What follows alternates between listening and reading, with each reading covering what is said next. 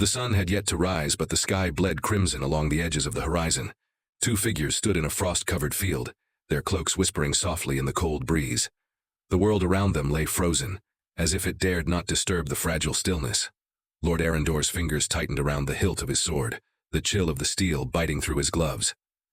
Across from him, King Darius stood with quiet resolve, his hand resting lightly on the pommel of his own blade. Their gazes met, neither flinching. "You don't have to do this, Arendor," Darius said, his voice low but clear. Arendor let out a long breath, his eyes shifting to the soldiers standing behind Darius, their armor dulled by battle and time. Behind him, his own men mirrored them, faces hollow but eyes unwavering. "I wish I didn't," he replied, "but we both know there's no other way." "This isn't justice," Darius murmured as he stepped forward, drawing his sword with a quiet hiss. "It's survival. Justice is for those untouched by war." Arendor's blade slipped free, the silver edge glinting in the dim light. "Men like us deal only in necessity." The words hung between them, but no bitterness followed.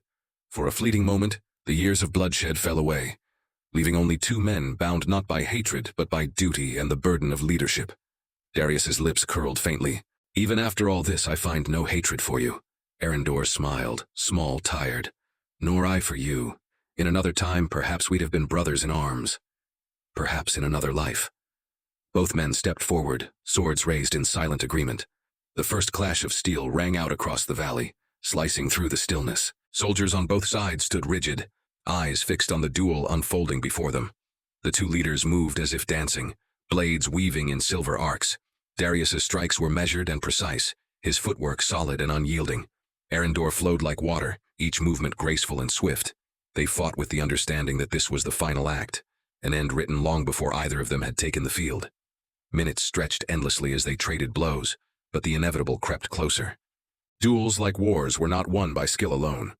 Arendor's blade slipped through a narrow gap, striking true.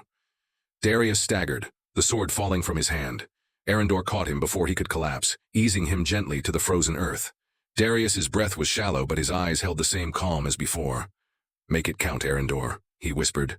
"Let this be the end of it.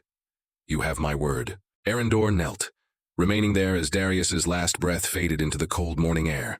When he rose, the sun had begun to crest the hills, casting long shadows over the field. Slowly, Arendor turned to face the soldiers, still standing behind Darius. One by one, they dropped to their knees in reverence. The war was over. Arendor raised his sword, holding it high to the rising sun.